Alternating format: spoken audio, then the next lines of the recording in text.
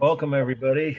It looks like we have a good attendance today, but what we're going to do is a couple of things that are going to be not on the actually are mentioned on the syllabus, but they're not must-know slides. But first, I will summarize. I did this now. I think it's 2 classes in a row. I believe both of the last 2 classes, but I know a lot of people haven't yet, perhaps if they weren't with this class, those 2 class sessions, they may still not yet have seen the posted videos, which I will do, of course, again this week with both Monday and Wednesday's lectures. Point being, the test is 1 week, the final is 1 week from today. And it's exact same format. Again, pretty much the same way I've been, giving you guys that heads up. Same number of slides, same number of points, including one optional extra credit slide at the end worth 5 points. And that you'll have the same amount of time. And I will send you an email reminding you of all this. I would say probably Thursday, because I'm going to then restate it, and we will spend the whole period on Wednesday, the next class, reviewing, in essence, cutting. The main tasks are cutting down the list of slides from the current must-know list that's on your syllabus. Of course, you all know by now, I'm sure, that it's not cumulative. The final in this class is not cumulative. So you don't have to study anything that came before the midterm. But in any case, we'll cut about, I believe it's 40% is what I usually do. Let me just double check that is I always put it in writing. And that is my promise to all my students in all my classes. Whatever I put in writing about reducing the list. Let's see.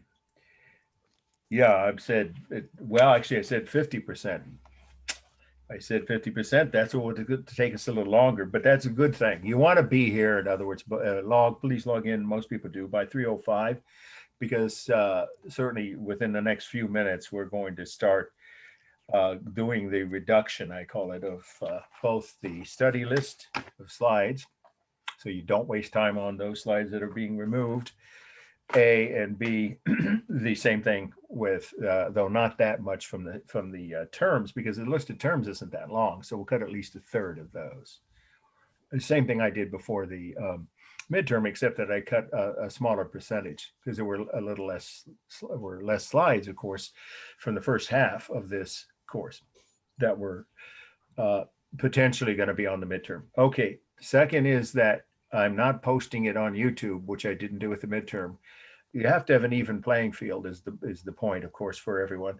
So since I have in-person and online classes, they're all open book. You guys might need longer. Any online class I'm teaching 2 online classes this semester obviously would allow, I do allow for a little extra time you to convert your answers in case you did them hand printed and you will get that PDF sent to you over the weekend, not late Sunday night, possibly Saturday or sometime Sunday afternoon, well more than 24 hours before the exam. So if you have checked your email, your inbox, do so Sunday night or Monday morning and print out that, just like you did for the midterm. Let's see, is there someone we need to admit here? Yeah, I think so. Yeah. Okay, we're just talking about the test that we're going to spend the whole period Wednesday reviewing for, which means because all the slides are on the YouTube, we don't do the traditional review where we go, we wouldn't have time anyway. So we're just going to go through the process of elimination and then verifying and answering any questions that you have. And I will do that again, of course, today in a minute before we get to the slides. And as I always do, stick around afterwards. But the point is the test isn't going to be posted on YouTube. When I taught only online classes, I did do that. Some teachers do that too, I know. But I think it's plenty of time to give you till midnight to convert whatever format you wrote your answers in during the test, which will be given in real time. And that's why you need to be here for that. unless there's a family emergency and you have, it's not my policy, it's a district policy, some written evidence of some kind of medical or family emergency, then you have to get in touch with me, hopefully before the test.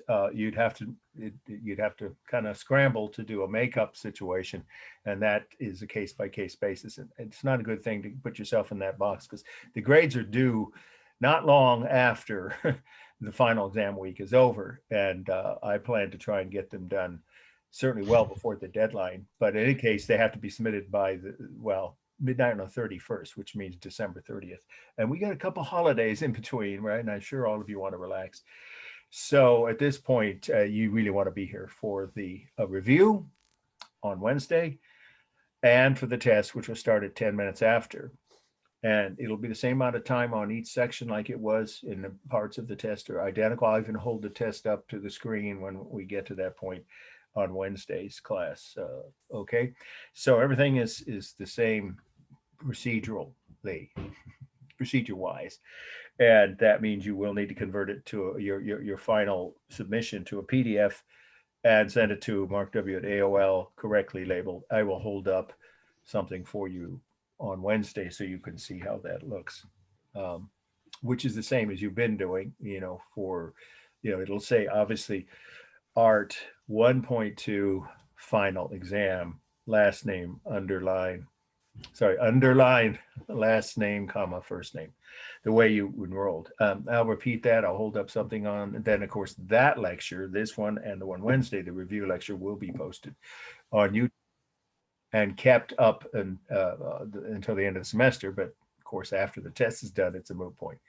All right, let's see. We got somebody else here. Isaiah, welcome. We're just confirming the format for the exactly the same. Any questions now? Oh, also extra credit. I've been getting a slow trickle of extra credit submissions, and that's a good sign, but very few people nobody's done 60 points. Nobody, which you don't have to if you know you're earning an A. And also I had, as maybe I've said it 5 times, if that 4 or 5, that any time during this semester, including, right up until the final exam itself, you can ask how many points you have, what grade you're earning, and that'll tell you how many more you need to get the grade you want for this course. Of course, by email only, not live. However, speaking of live, I'm only doing this as a heads up because I find it's just, helpful. At least it has been in the past. There's a handful of students I haven't received. This is not at all any kind of comment on anything. It's just an informational notice, if you want to put it that way, since it looks like we have really good attendance today.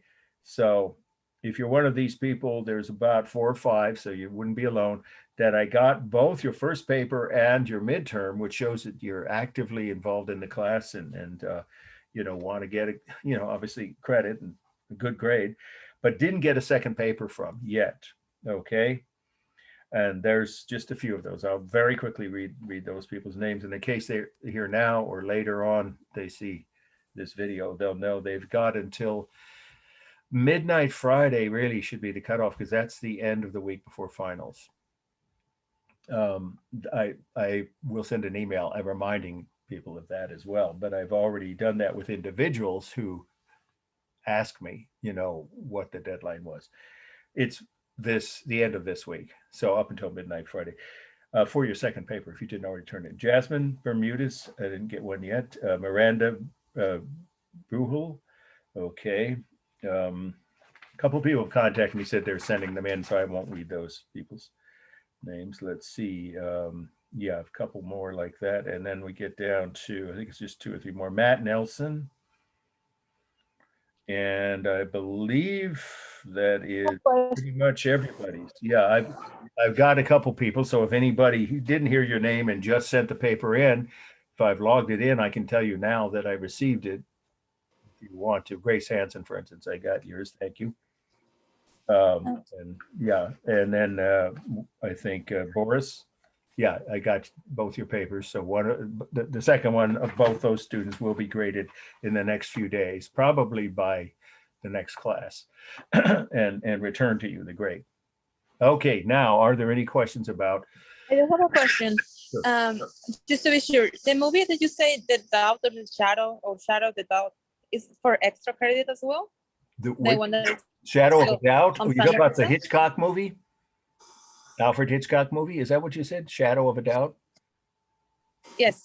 Yeah. Oh, It's that. I will give you extra credit for one reason, even though that's stretchy, but it's a work of art. But of course, it's not well, it is a visual film is a visual media, but this is not a film class. So I will give you credit because the neighborhoods it was filmed in, it starts there, but one of the first scenes is at a train station. It was just on the news recently.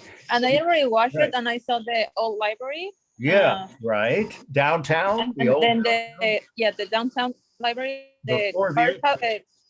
Yeah, and also the house that the family lives in is still there. It's on the neighborhood. So that qualifies, yeah. And you could write about what you saw there, and if you want to, because it's Hitchcock movies, you can hardly ignore the plot. That's, I wouldn't comment on the acting. That's a separate thing for a film critic. But you could mention, what you thought about the setting and the atmosphere, the mood created, which Hitchcock loved Northern California. He do you know this? I think I said this. He stayed in Santa Rosa as well as Bodega Bay. Well, that was during the filming of Birds 2 decades later. During the film of that movie, I think it was his whole film crew and not that maybe the cast, but some of them. And he and his wife, they stayed in Petaluma and Santa Rosa at various times during the filming of that movie. And they really liked the local population so much that they used for that movie, Shadow of a Doubt. I think it's 1942 or 43. All the roles except the 5 or 6 starring actors, and even some of the major supporting acting roles were local, non-professional. Also, I think that the church, it's kind of like the architecture that we saw on the past weekend. Yes. You're right. Yeah, there's church. I mean, there's a whole bunch of historic sites. I think they went back and forth between, but it's mostly filmed in Santa Rosa, but 1 or 2. I think that church, I think it's in Petaluma. Anyway, you got enough historic references that relate to architecture and the topics we've covered that qualifies. Yes, you get 10 points if you write 2 pages about that, what you saw of the historic sites and the atmosphere or ambiance that created, because it's all about evil masquerading as innocence. Doesn't sound relevant at all, does it? Okay, yeah, it was ahead of its time. It was right in the middle of World War II too, so that was another fact about it that made it. It didn't do well at the box office, but then people were kind of preoccupied with fighting to save democracy against a couple of serious threats, right? Including my father, right? I think I told you that he was in World War II for 2.5 years in Europe. Anyway, any other questions about extra credit or anything else that I've just mentioned before we segue? Speaking of architecture, here's what we're going to do. Now, it's true you don't need to take notes, but these are extra credit options that are easy. You're going to see just maybe half a dozen sites. I'm going to limit it to that, but multiple views of Frank Lloyd Wright designed buildings that are in Northern California, well, actually the greater Bay Area, that you could go see before. Of course, now that deadline is the following weekend. I give you till, let's say, Saturday, because the final exam weekend's on Saturday. That's the official college schedule for finals.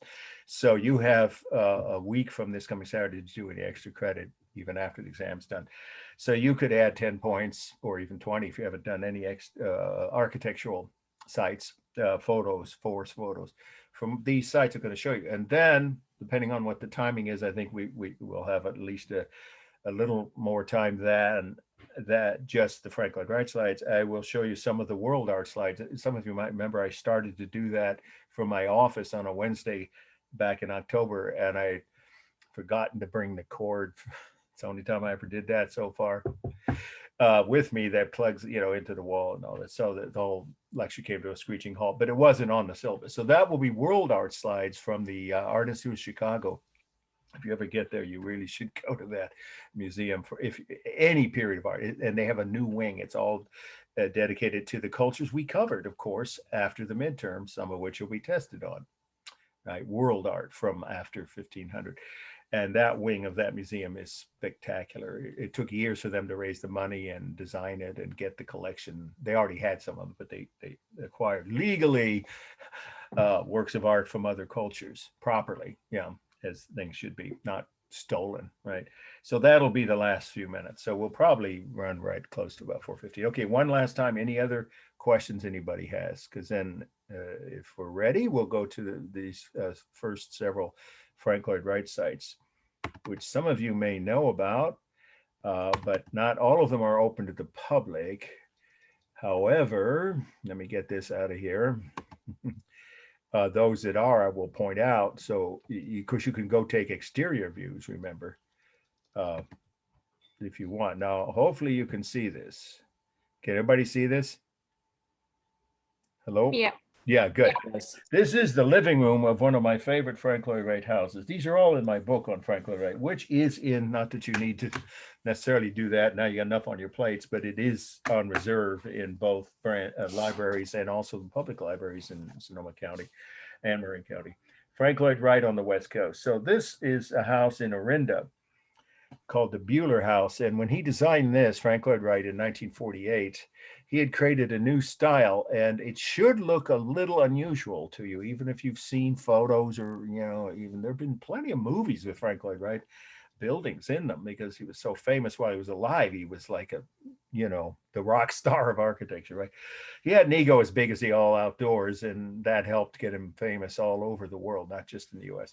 So this was while he was still quite active. He lived to be 92 and was designing right up to the end. So when he designed this building, it was right after World War II in Orinda, 4 Orinda Way is the address, but you could look this up. It's the Bueller, Buehler house.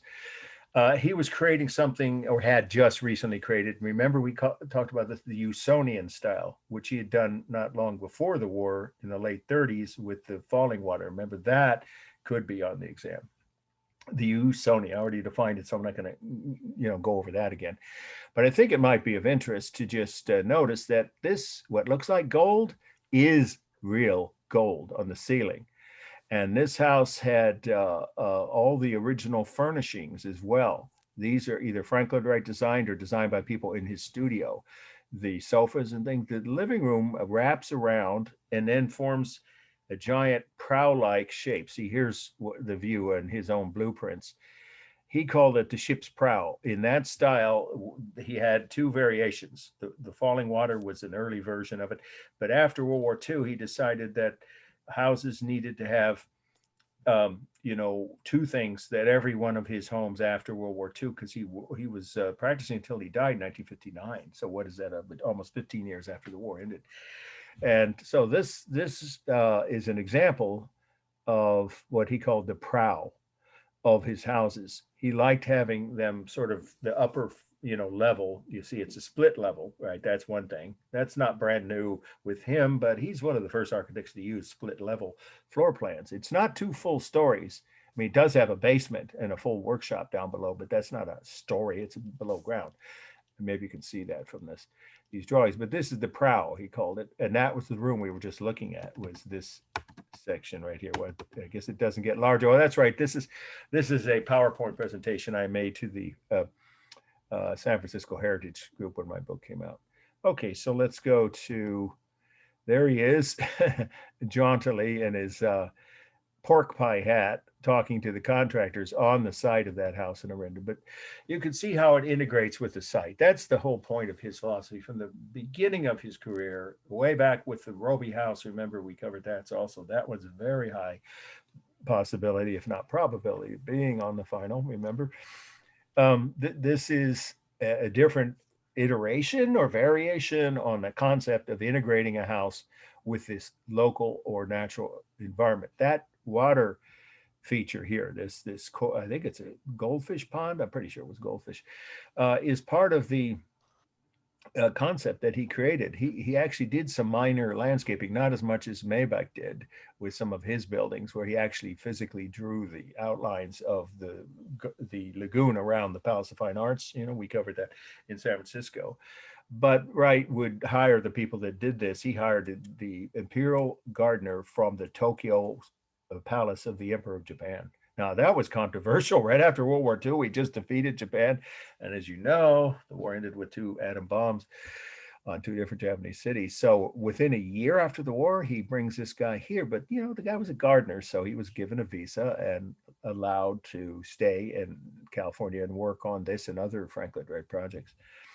So now let's go to another view here, because this is a particularly nice house. I like it. Now, I don't like these chairs though. Look at the chairs in the living room are also Wright design. And I can tell you, I've sat at that table. They're not very comfortable. But this is gold again, what looks like gold. And then the floor has this radiant heat. We talked about that with the glass house. Remember Philip Johnson, another slide that has at least a fair chance of being on the final. And the radiant heat comes from these slabs of concrete slab from below. I'm sorry, the concrete slabs in the floor. And then the walls are, he called it knitted, as in like knitting. But you can say, stacked concrete blocks, which are held together with various metal framing inside. And at least it's, according to this house, been through a couple of earthquakes, the Loma Prieta. So it quite literally would probably be a safer place to be than any other building from that era. Okay, and then here's the prow that we were talking about. You can see it from the yard. This house has 2 acres around it. I've been to a couple of fundraisers there, and various heritage groups have had where I showed these slides. And it's always a pleasure to be out in that garden, especially when, it's being catered, right? And here's the master bedroom. And yes, that's more gold on the ceiling. His 2 favorite colors were the floor. All the floors here are Navajo red. That was his term for the color. He learned that, and his studio was in Arizona, and he admired indigenous cultures long before that was a trend among mainstream, white American architects. And he incorporated some of those motifs all the way back to the 1920s in Los Angeles. He incorporated Native American motifs and Mesoamerican, as in Mayan details. So he studied, well, he lived and traveled all over the world. His buildings are on 4 continents. So this is the master bedroom. I don't know about the furniture here, but the walls, and of course, there's that knitted concrete block. He called it concrete block construction, and wood framing and concrete floors.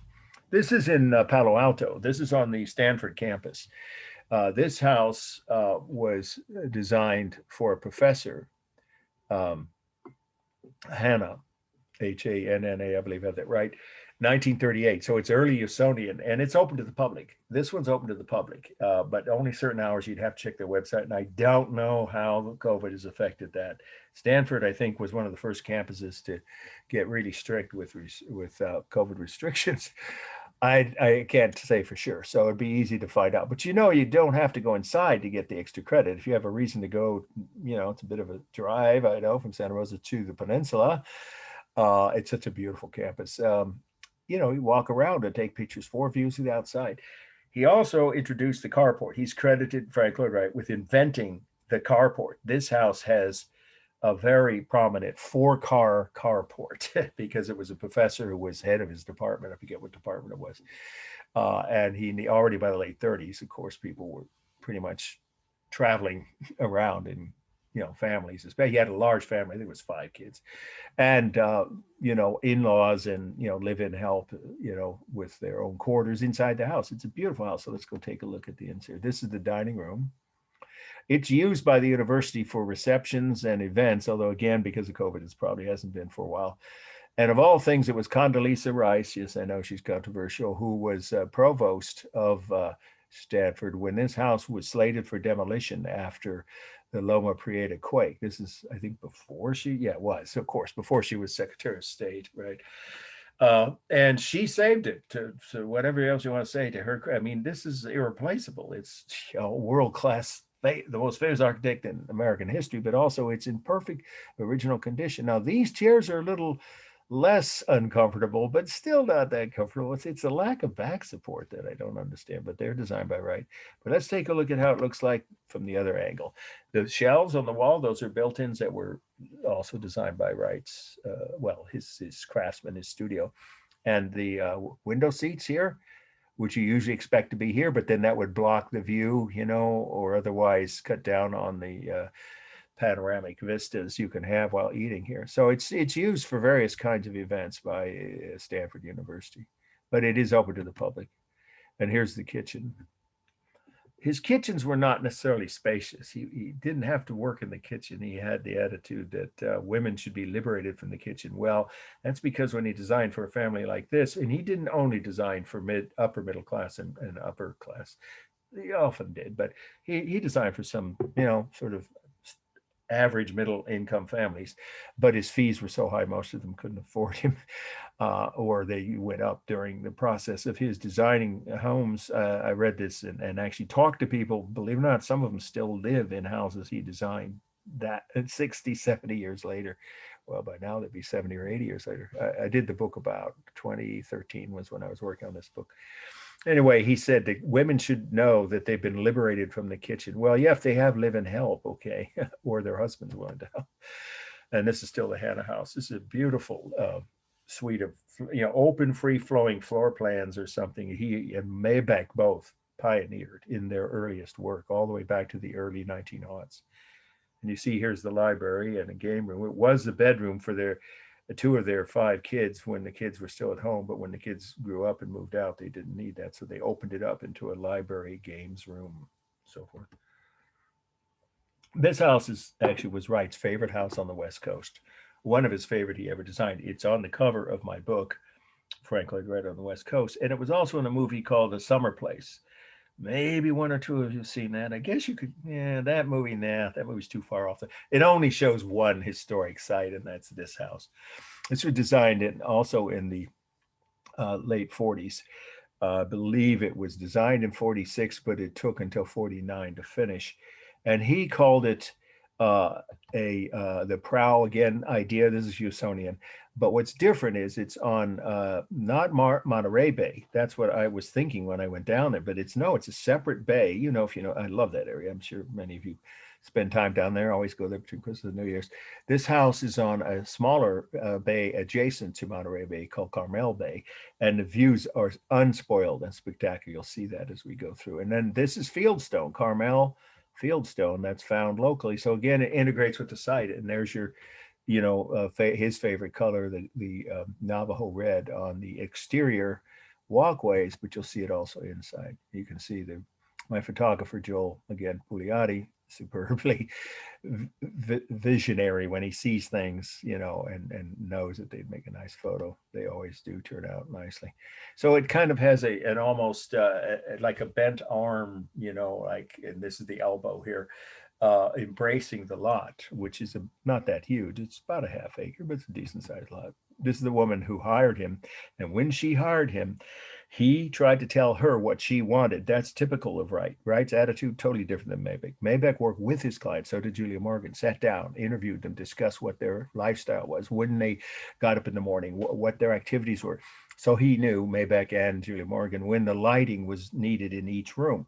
Wright did do that sometimes, but most of the time, at least when it came to finishing up the details, and I'll show you evidence of it, he would often say, you know what, I don't think you want this. I suggest, and then he'd try to force the client. I talked to many people who either they themselves, their parents or grandparents hired Wright, like this one. It was his grandson that was there the day I was in the house taking with my photographer.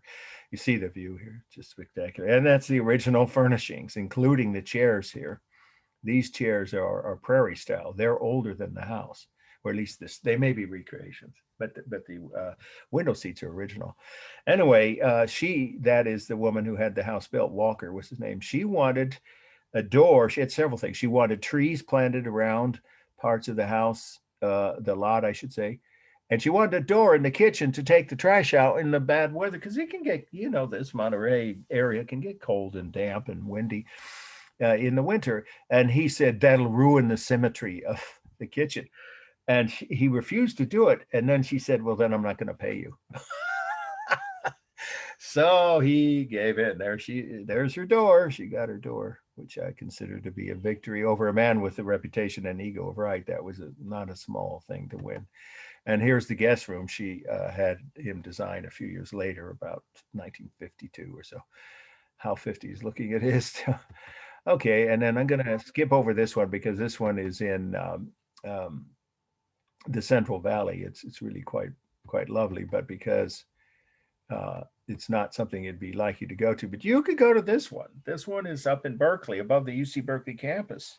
This house was meant for the Hollywood Hills. It was designed in the late 30s for a client who then, because of the Depression, right, went bankrupt and couldn't afford to pay or couldn't get the permits, whatever, for the lot. So the blueprints were held by Frank Lloyd Wright until after he died in 1974. So this is a Wright post-mortem, if you, that's a phrase I just decided to put into my book because, well, there are a bunch of buildings designed by Wright while he was alive that didn't get built till after he died. You're not that many, but maybe a dozen around the country, and this is one of them. So it was actually built in 74 for a UC Berkeley professor and his wife, and they divorced before they even moved in. So he then turned around and sold it, and it's now owned by a couple that are fashion mavens. They're a really interesting couple, and they've they reassembled, I'm sorry, all of the furniture is 1938 vintage from the Victoria and Albert Museum in London, which had bought these pieces but never displayed them. I'm talking about the hassocks there, right, and the sofas and these odd colored, very 30s vintage. There's the kitchen again, a small sort of tightly enclosed space. But look at the views. Yeah, there was a reception there for the Berkeley Heritage Association, and about 150 people came, and they easily were able to fit. It's in the hills, up above. Let's see, the UC campus, and I'm trying to remember what street it's on. You'd have to look in. You probably could look it up. Yeah, there's only one Frank Lloyd Wright house in Berkeley, and this is it. And it's even though it's after he died, the design is from his Usonian period. Yeah, it's wonderful indoor outdoor space, of course, and this was meant for the professor, and it has that feeling. Yeah, look at the opening into the. It's really not that spacious. It's not even 1,000 square feet, but it feels much larger than that. And then we'll end this segment with these views of the Marin County Courthouse. Now that one anyone can get to during normal business hours. As you may know, they have, hopefully none of you have got a traffic court there, but anyway, I haven't many years I've not had to do that. But in any case, you don't have to have a court case to get into the building, but they probably will, of course, ask you for, so you can say you're on an assignment for my class. I've had my students do that. And the last time I checked, that was unrestricted, as long as you stop at the security entrance. And it's in the hills, of course, of San Rafael, just north of the old town. And it's really two buildings attached, one of which is the court section and the other is the jail and administrative offices. And I really like this. This was in the movie Gattaca. Let's see, I'm trying to remember it. Ethan Hawke starred in that one, and Jude Law, about a spaceport in the future. And supposedly this spire, you're going to see it up close now, was the inspiration for a rocket launching site that this was. This is Frank Lloyd Wright's own model that he created, or he and his staff. I'm sure he didn't do all the work on it. For the bid for this, it was rejected at first by the people in one or two. They couldn't get a unanimous vote. In other words, in the planning board of the county, right? Planning board of Marin County. And yet it was obviously going to be a very popular, well, let's just say successful. It still functions as well as he designed it. It's the last site Wright designed while he was still alive, but he didn't live to see it completed. It was completed in 62 after he died. He died in 59, so that's when this building is dated from, even though it took 3 more years to finish. So the gold, not there now. Gold doesn't stay on the roofs of buildings very, very well. So this is the actual model done later by someone in his office after he passed away, of the colors on it now, this kind of aquamarine bluish green color. But you see how it hugs the hillside. This was empty land, and the county courthouse was in old building that was outdated and definitely didn't function well and had all kinds of problems with the electricity and everything else, and nowhere near enough space. The county was growing, the population of Marin County in the 50s, mushrooming, actually, booming. So they needed a new site. And this woman here, I think I've got it, there she is, one of my heroes. She managed to get, Swartz, she managed to get she was the first female supervisor in Marin County, and she managed to get the county board of supervisors to vote in favor of it. When they got past 2/3, it was a given thing, but there was still one guy who didn't like it and voted against it and tried to get her removed because she wanted Frank Lloyd Wright. He must have not liked Wright's architecture or his politics. Okay, here's the site under construction, of course, as you can see, and then this is how it looks now from pretty much the same view. And this spire was meant for TV broadcasting and radio, as well as just general electric service and things. And I don't think it ever functioned. It's just now just a decorative piece, but it was originally intended to be functional. And you can see a little, and maybe if you know, you've been to, some of you sent me, yeah, a couple of you have extra credit from missions, right? Taking photos of California missions. He was inspired by that concept of the rows of arches, you know, the arcades are called, that round arches that California missions had, of course, made out of stucco and adobe, and maybe brick in some cases. So he was using that concept, but look how modernized it is, much of a modern interpretation of that motif. And the round windows are almost Art Deco. They're like something from the Sorry, did you say that it was inspired the mission? Yes, the arches, the arcades. Yeah, let's go back to, let's see, I forget how this, I think I can do this. Hang on, I haven't done it. Whoops, I didn't mean to do that. Yeah, it's going the other way now, so I didn't know. Hang on. Oh, I think I can. Yeah, let's go back and you'll see what I mean. See these arches here? These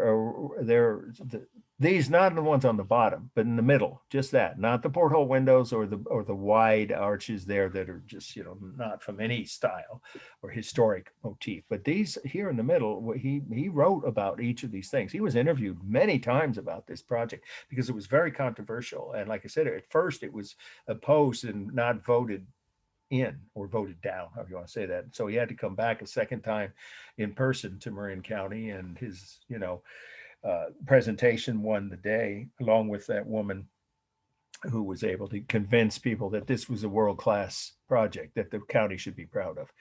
It's on the U.S. National Historic Sites, the list of American historic sites. But we're talking about these arches. So let's take there's one more view, I think, where you'll see. These arches are stylized, is the right word, modified, you know, not exactly, but similar to, and he claimed he was inspired by the rows of arches along the, courtyards. Of course, those are called cloisters. Some of you know this. Inside every mission I've ever seen in California, they were patterned after Renaissance and even medieval churches in Europe and Mexico, of course, where there are some 500-year-old churches, right? Where there's a courtyard, it's covered, and there's a walkway, and the walkway is lined with arches, right? And that's some people call that mission style, though it's not just missions. Yeah, I remembers me like the corridors on the corridors. Yeah, they're meant to protect you. Even in California, we know the weather can get. Now this was controversial. It's some of you know the Marin County Fair. Used to take my daughter there all the time, but haven't done that in a couple of years. They had their art exhibits here for years. I think they still do. And they also film, the Marin County Film Festival is held here. This is the Veterans Administration building. And the veterans protested when Wright was picked to design this. So it's not part of the county courthouse. It's part of the complex, though, that he eventually got permission to design. And then, like I said, he passed away before the buildings could be completed. They had only done the groundbreaking, you know, just the foundation when he died. But the reason they opposed it because he was a pacifist during World War II. He actually encouraged some of his staff not to register for the draft. And that has, you know, pros and cons, whatever else you want to say. But he was sincere in his beliefs. And it is a constitutionally protected right to say you oppose all wars, whatever the reason is. So they didn't want him to design this. But now I've met people from local veterans organizations who are proud to say our building was designed by Frank Lloyd Wright. See, he did do the landscaping here, or at least he had the concept. This pond around, you know, you see the courthouse in the background, is a pretty lovely sighting of the building. But the whole thing was integrated. He did not, in other words, he could have, like many developers or designers would have, bulldoze the hills that this building sits on, and he didn't want to have that happen. So we'll go inside quickly, and then we'll switch to just a few minutes, maybe 15, 20 minutes of world art slides from Chicago's Art Institute. You see the kind of entry gate there, that more reflects, in my mind, Art Deco. But if you ever see that movie Gattaca, I guess you could give you credit for that one too, because the building is a really major part of that movie. Uma Thurman is the female lead actress in that one, and it's a futuristic movie. Also, the first movie by George Lucas he ever filmed, THX 38, I think it's called. His first movie where he used some of his new techniques for special effects. That was also filmed here. And Michael Jackson video, I don't remember which one. Oh, it's pretty well exposed building in terms of media, outlets using it. Okay, so this is what you see when you're inside. There's that spire and these hallways. It's actually 5 stories, but it hugs the hill so, nicely or so, subtly or gently that you don't think of it as a 5-story building shooting straight up from the top of a hill. It's not like that. It embraces is the right word. I think he used that word. The natural environment. I like the colors myself very much, these muted colors. And the library is inspired by the Hagia Sophia, which of course, if you ever take art to 2.1 or 1.1, which I'm teaching both of those courses, I hope I'll see a few of you. They're both online in the spring. We cover, that's the building in Istanbul. Was the largest church in the world for many years until St. Peter's 1,000 years later. And that has the largest dome ever built in the ancient world. Well, you could guess Wright traveled as much as he did. He went there and saw it, and he was inspired to design this. He called it the Ring of Lights. Well, that's a phrase used by the original architects of the Hagia Sophia, which, by the way, was finished in 532 AD. So here we are in 1959 or so. What is that? Well over, 1,400 years later, and he's inspired by it. But it isn't copying anything from an older building. This is the library, which is a very pleasant space to do research. I've done a lot of research for articles there. And these are the work spaces, the offices for the various crews. And you see the open skylight effect, which floods the interior with light. And this is the inauguration ceremony held in 1962, which was, honoring not only the design and the structure of the site, but Wright's philosophy. And then I do have this one more. This is in Maiden Lane, which is right off Union Square. I know. Has anybody been to Union Square since all of the smash and grab stuff happened? I know the police are blocking off some of the streets, but you could get extra credit. Have you? Yes. Yeah, a lot of the stores put up plywood over it, so instead of having like out Christmas how about the parking situation to get to the underground garage? Thank you. At Union Square, where the Christmas tree is up above in the plaza. My daughter wants us to do that, but I keep hearing you can't really drive directly. But how else would you park? It's not safe to park on the street, and they don't want you to anyway around Union Square. Were you able to park, in other words, in a city-owned garage? If so, which one? If you don't mind. It was a parking garage. I don't remember the name of it, but it was above ground parking, really close to the Macy's. Okay. The giant one. Oh, okay. So somewhere else, off of Union Square. Anyway, it was a city-owned garage, and they had enough police around that protect, hopefully, people's cars from breaking and entering. Anyway, you could take BART. That's another possibility. By the way, first you have to get to a BART station, obviously. So this is the Maiden Lane only building he designed in San Francisco.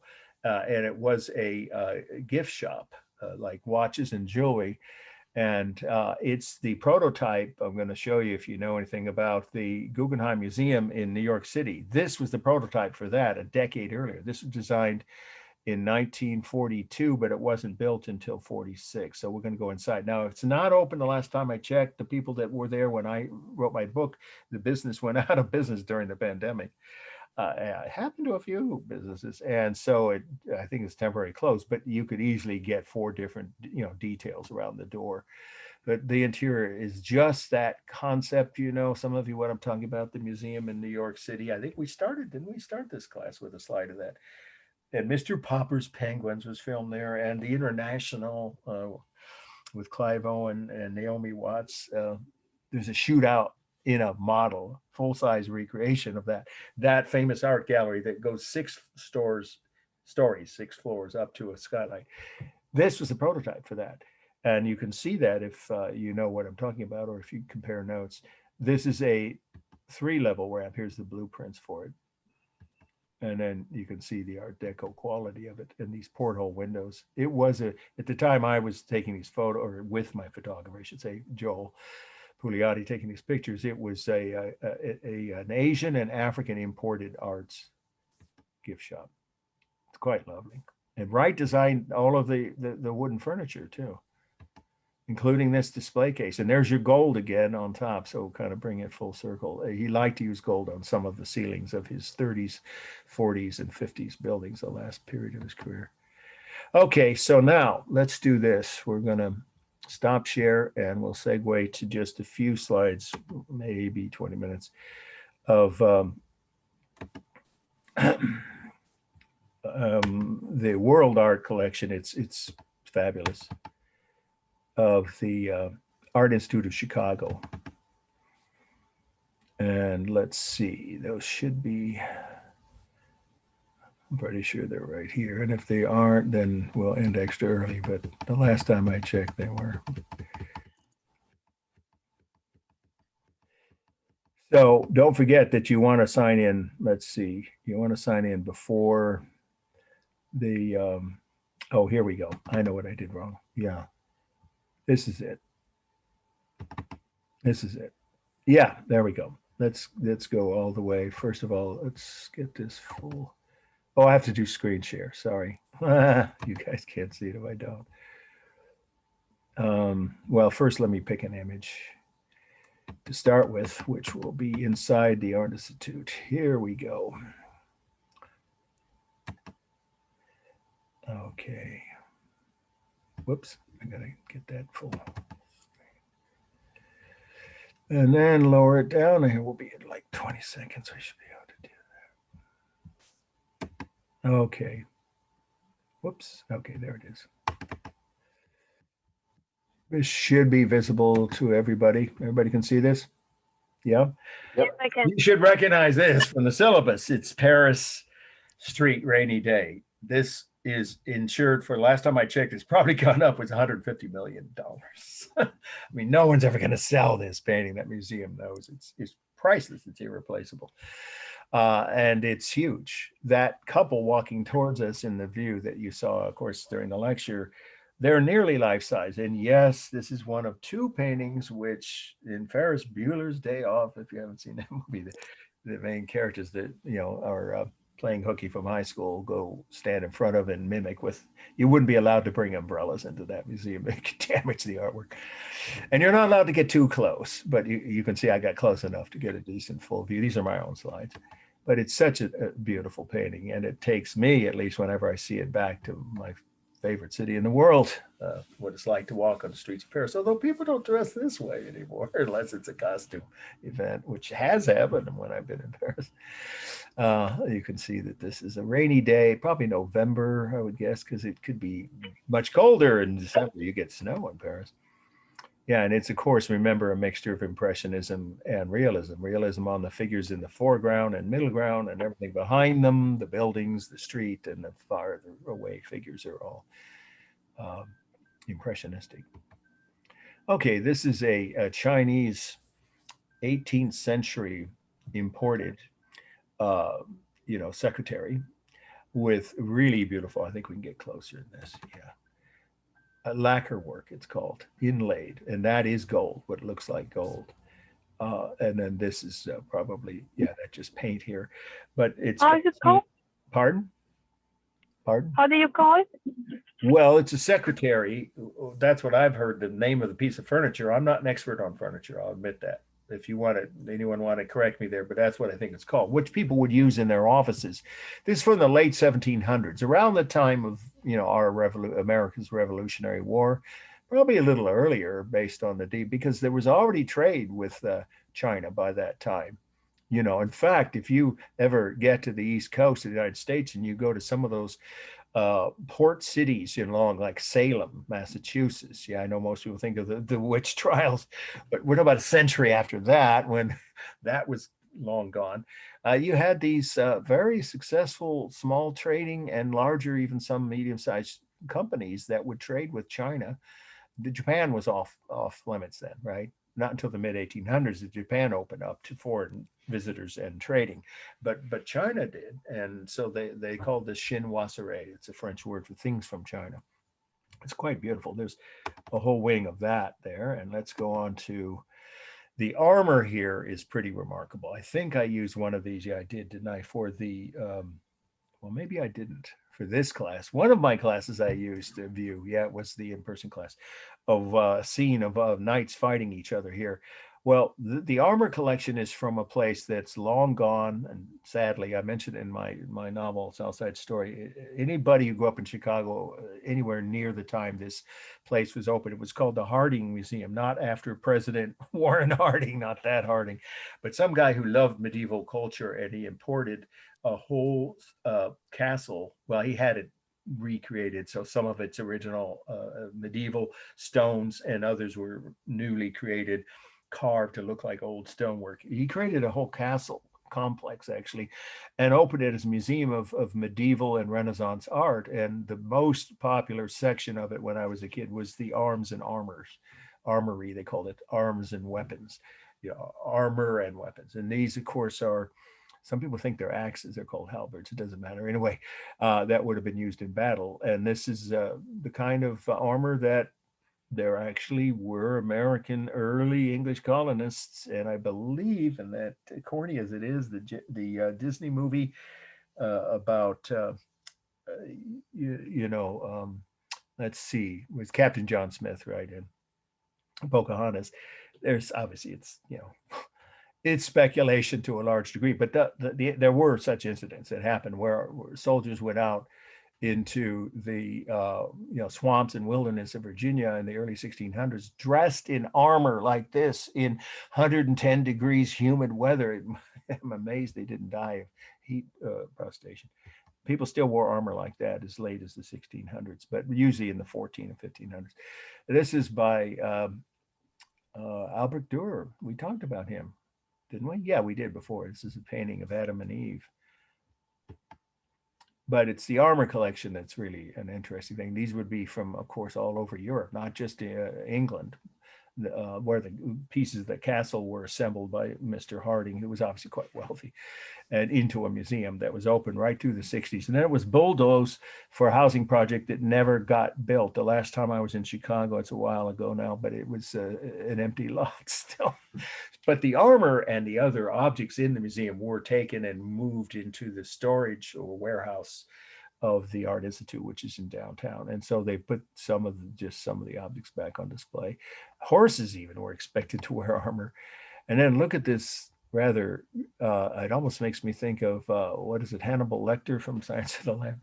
Some of these armor face plates that they're called, right, over the helmets, not that just the helmets, but the piece in front of your face, look kind of deliberately intimidating. I think they were meant to, because where were these used? Well, two places: in battle or for jousting, which I don't know if you ever saw the TV series. It's still on Netflix, I think, which I just was watching recently. The Tudors, which is a multi-series series about the whole Tudor family dynasty that ruled England for 120 years, right? Henry VIII, Elizabeth, and Mary, and all that's rather colorful characters.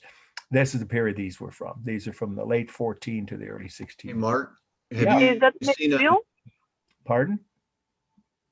Go ahead. Oh, I was asking if that's the medieval. Well, it's a good question. Technically, it's Renaissance by that time, but the armor and the way people fought battles in Europe was still medieval. Up until the early 1600s, as late as the early American colonies. Now, the Pilgrims they didn't wear armor. They would have thought that was unnecessary and also ostentatious, right? But the Virginia colonists, not all of them, but the ones who were, supposed to be, soldiers, they were in essence mercenaries, to protect the early colonies. Some of them wore armor almost as, not with helmets but here's that Hannibal Lecter effect I was talking about. Looks good. Now somebody else had a question. Yeah, have you seen The Knight's Tale on Netflix with Heath Ledger? He's a jousting. He does jousting. I've heard about it. Yeah, it's really good. It's got a good soundtrack. It's called A Knight's Tale. All right, look that up. Heath Ledger. Yeah. Oh, yeah. Right. Heath Ledger. Yeah. Who's the late Heath Ledger, right? The late Heath Ledger. Yeah. No, really good movie. The Yeah. Knight's Now. Tale. Oh, okay. Thanks for the tip. Yeah. Now you see, look at these. Now these are probably, I'm sure these are recreations, these feathered headdresses above their helmets. But the armor itself, and I believe the clothing, at least some of it, if not all of it, that they're wearing below the armor is original. And certainly that tapestry is from, these will be from the early 1500s, probably early to late 16th century, which technically is the Renaissance. And then here you see how much they decked out their horses. And of course, they were trying to show off how wealthy they were or how powerful or how brave when it came to actual combat. And then this is an engraved, probably purely ceremonial piece. This is the kind of armor that Cromwell's soldiers would have worn into combat. Cromwell, we're talking about the mid 1600s, that late, when he overthrew the king of England. The first time in the history of any country I know of, but certainly in Europe, that had ever happened. A popular rebellion overthrew a sitting king and his army. They had him executed because he came back a second time and tried the king to try to retake his throne. And once he lost the second civil war, they called that in England in the 1600s, he was tried for treason, found guilty, and beheaded in front of 1 million people in London. The soldiers Cromwell hired to fight that war and take over were, he didn't hire them, he trained them, were dressed about like this. And then these are more from probably Germany or even Hungary, Central Europe. Now this piece of armor this much would have been probably earlier, like, again, late 1400s. I think the oldest pieces were from the 1300s. But this one, something about the way this looks, again, this one makes me think of, the main character in Silence of the Lambs. Okay, let's go to a couple of other Asian exhibits. That's the oldest helmet I know. It was from like 1300s. Okay, now this is some more of the chinois serré we talked about that was imported from China around, anywhere from 1750 to about 1830s, and then, or even 1850. So roughly a century, late 18th, early 19th century. And these are so valuable, some of them, that, quite literally, if you dropped one, your life savings or your 5 years income wouldn't cover the cost. They are, and then there's also pieces from Dresden, Germany, which survived or were brought here. I'm sorry, not survived, brought here before World War II. Dresden was that city that we bombed before Hiroshima and Nagasaki into a firebomb that killed tens of thousands of Germans. People don't talk about that much, but it was, one of those things. Toward the end of the war, Germany wouldn't surrender, so it was called total war, and that was one of the consequences. So, but the Dresden China factories, they're called China because they were learning the techniques from Chinese craftspeople earlier, were in business for centuries before World War II, and I think they've gone back into business now. But these pieces are probably, they could be from Dresden. I can't remember because there was no plaque right next to them. These actually are from Europe, from Germany. Now let's go see, and this is a painting from England, circa late 1700s. A girl and her dog. But now these are my favorite things in that whole wing. The Buddhas from the 1200s, that's the 13th century, and different parts of Asia. This one is from what now would be Myanmar, I guess they call it. That's, most people I know still prefer to call it Burma, because that Myanmar is a name that the dictatorship that they just sentence Sun Kyi, I think her name is, their former and only Democratic elected president in my lifetime, to 4 years in prison for treason. Well, the real treasonous people are the military dictators, obviously. So this is from Southeast Asia, in other words, which Burma is a part of. Beautiful version. It's very different than Chinese or Japanese, more traditional Buddhist figures. It's not the lotus position. You notice that? Just sitting there with the legs crossed right in front and the hands in the lap, but still contemplating. Then here's another Buddha, very active. This one is probably, I think it's from Cambodia. These are from Southeast Asia. There's a whole wing or section within the International Wing is a whole portion of the museum, and it's new, the structures, and then each one is subdivided, I mean, into each area of the world where these various exhibits are held. And this one was all on South and East Asian art. And then this is more the traditional version of Buddha that you often see, the seated Buddha. Remember, that could be something, an image of Buddha on the final, and we will reduce the list in what's left over. There will be some left over of Buddhist art you do want to study, which we'll do on Wednesday. We'll cover that. And then this one is even a little more movement involved, but still, this one's sitting in the lotus position, of course. And all of these Buddhas have in common the contemplative, right, inner, right, thoughts that they're, concentrating on. Meditating is one word people often use to describe that, or prayer is another way you could describe it. That state of mind, that intense internal contemplation that Buddha is almost always depicted, except in a few Chinatown gift shops for tourists where he's smiling and laughing, but that's not really what's traditional view of Buddha, normally anyway, in Asia. Okay, now we have the indigenous or Native American cultures section of this. I love this piece. It's a buffalo hide. We actually saw one, if you recall, during that part of our world art lecture slides that we covered on arts of the Americas. Remember that? And it was a battle. Well, this one is most likely also a battle scene, according to the museum notes.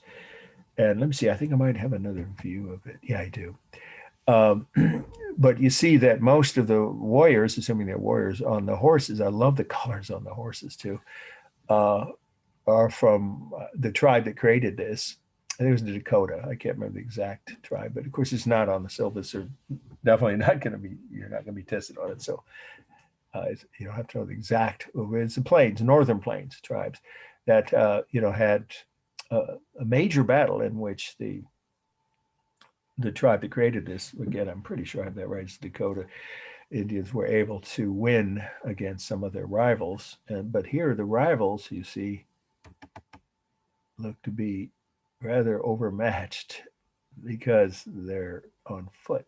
If that's what happened, it isn't a surprise that the tribe who created this it's a painting, from vegetable dyes on bison hide, bull skin, right? But they're really not bulls, they're bison, right? Or buffalo. Sorry, I should say buffalo. That's the word. In North American, of course, species of bison. So the buffalo hide here is huge, by the way. It's, oh gosh, about 9 feet or 8, let's say 8 feet. Well, the top of it is not from the floor, of course, but it's big enough to create an entire battle scene, as you can see here. And then we have the Central American cultures, and this would have been a very early Mayan pot, which you can see had been found in broken condition. And these are some of their various deities, right?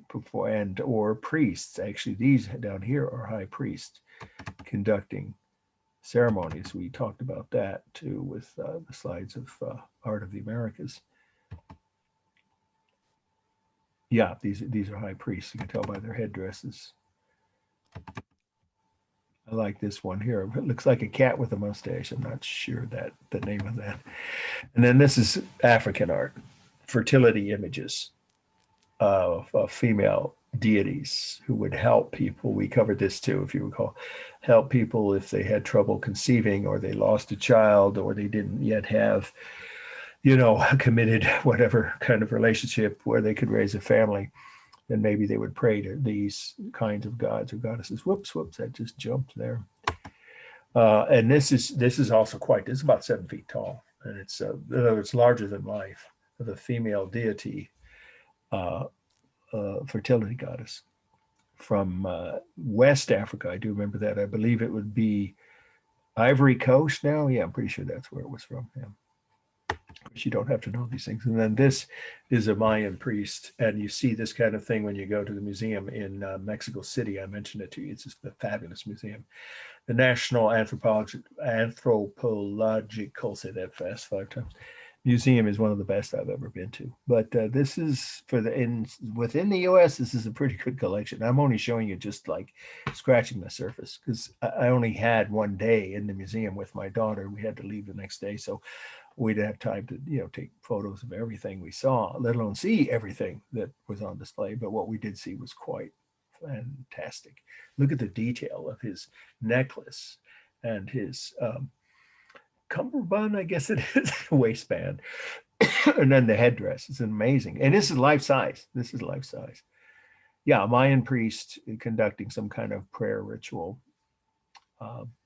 And again, you see some vague similarities, right, with the figures of the Buddhas who are seated in, seated Buddhas, right, or sitting Buddhas in a contemplative. But here, of course, he's active. He's speaking. He's chanting, probably some kind of incantation or prayer during a religious ceremony.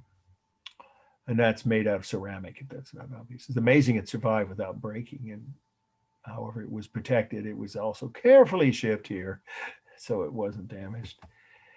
And then these are Chinese, roughly half life size ceramics. I love this. You see these in the Asian Art Museum here in San Francisco. You can find a whole room full of these, making trips across the Gobi Desert and the Himalayan mountains into what we would call the Middle East now, even parts of Afghanistan, but certainly Persia or Iran today, Turkey and other parts of the Middle East to trade things, that they made in China, herbs, spices, silks, what have you, for things made in the Middle East, other kinds of spices, and of course, hand-woven rugs, craftsmanship, handmade items of all kinds. This is some kind of a Chinese folklore mask, maybe to protect the traveler as he's going across the desert from bandits or the elements, or it could be something that he would sell when he gets to his destination. It's half life size. It's quite beautiful. And then we'll end with 2 other views here.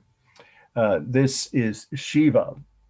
And now I don't think we covered this. This is for our 2.1 and 1.1 we do cover.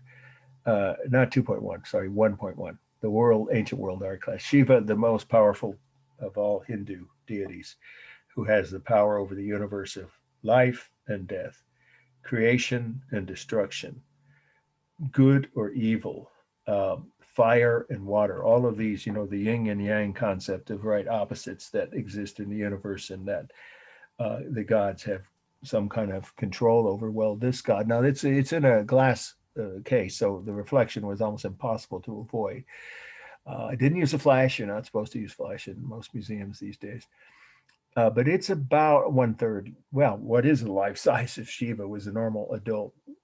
It's not a man or a woman. That's the other thing. It's male and female. So it's all the aspects of, alternating entities and or forces in the universe that Shiva, he, she, or they, you could say it any of those ways, controls. And it's just a fascinating concept. It's a ring of fire. These are supposed to be flames.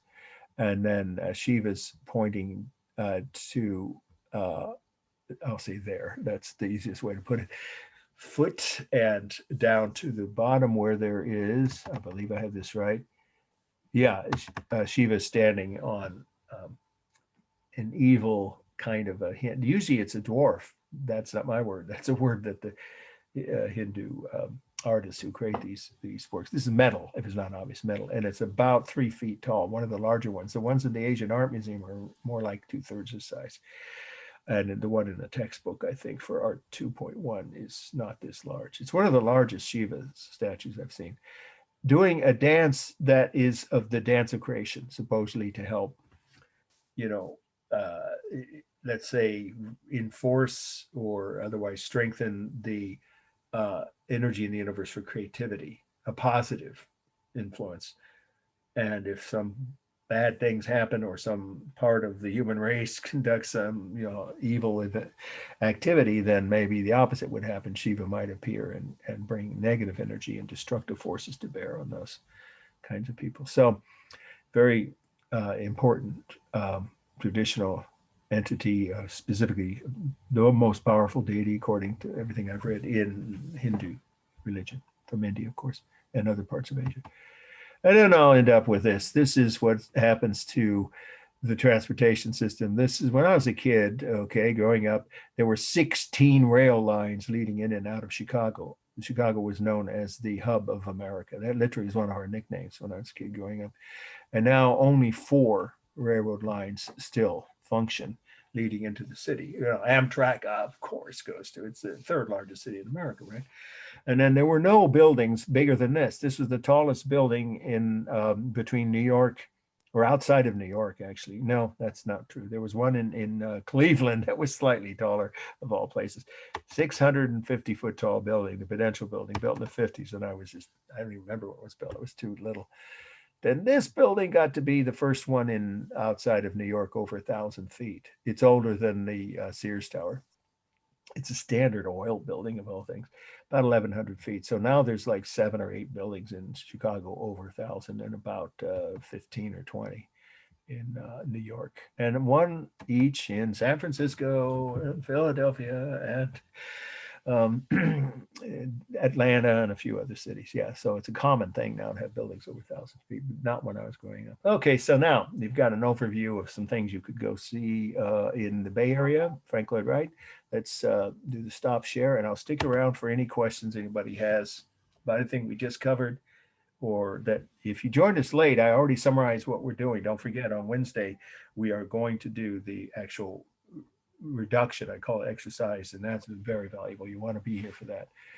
So please try to log in no later than 3:05 on Wednesday. And we'll take almost the whole period. We might end a little early on Wednesday. It depends on how many questions you guys have. And I'll remind you of the procedural aspects of how the test can be given. And I'll also send an email for those who miss either the actual live lecture Wednesday or watching it, which will be posted I can do it by Friday of this week, by 8 p.m. on Friday, of the review session, which is 2 days from today. Don't forget, the test is 1 week from today, and it's geared for an hour, but you'll have a little longer, and then you'll have till midnight to turn in your PDF of the test. Okay, any questions from anybody at this point that we haven't covered about? You can always email me, of course, for your point totals, or if you're one of those people I mentioned I still didn't get a second paper from, please try to get that in as soon as possible, certainly before midnight on Friday, so I can get it graded and hopefully return it to you. Well, it might not be before the exam since it's Monday, but I'll try to do that. But certainly you want to know your point total. The exams I'm not going to have them all graded, I'll tell you right now, until after Christmas. I think like everybody else, we all need a breather. A lot of things happen between the last day of finals and Christmas Day, or whatever, Kwanzaa or Hanukkah that people celebrate. Then I will get the grading done before New Year's, well before New Year's, probably by the 30th. And that's when the grades are due, is the 31st of December, and you'll see them in your cubby on January 3rd. Okay, and you can email me individually for what you did on the test and your final grade at any point. I'm only going out of town for a couple of days between Christmas and New Year's. All right, anybody? Any other questions? Thank you all for your, and so, you still got those extra credit options, including, movies. That's a fun one. I hope some of you will take advantage. I'll try to look up that. What was that? Is it the person still here? The medieval? A Knight's Tale. A Knight's Tale. Okay, I should. Yeah, KN as a Knight's Tale. It's really good.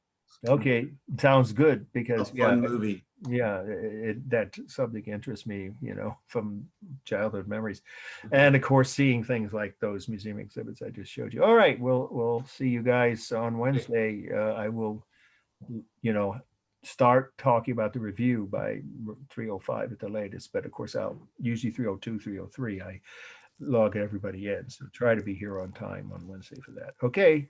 Thank you. Thank you, Mark. Thank you. Bye. You're welcome. See you in 2 days.